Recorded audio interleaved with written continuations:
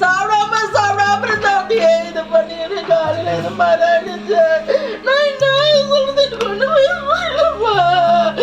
என் வீடு சுருகாடாகிட்டாடி. நல்ல கதை காணுவானா?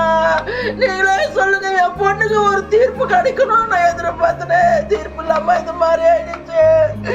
என் மன உளைச்சலே நாங்க செத்துன்னு கிடக்குறோமே. எங்களுக்கு எதுவும் தீர்ப்பு கிடைக்காதா? ஒன்னு நான் எழுத்து நிக்கணுமா நானு?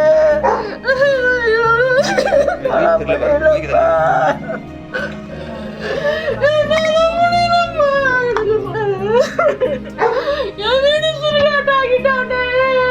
நல்ல கதை காணுவானா? பேரும் புகழமா இருந்த என் வீடு இன்னைக்கு வந்து சுருகாடு மாதிரி ஆயிடுச்சு.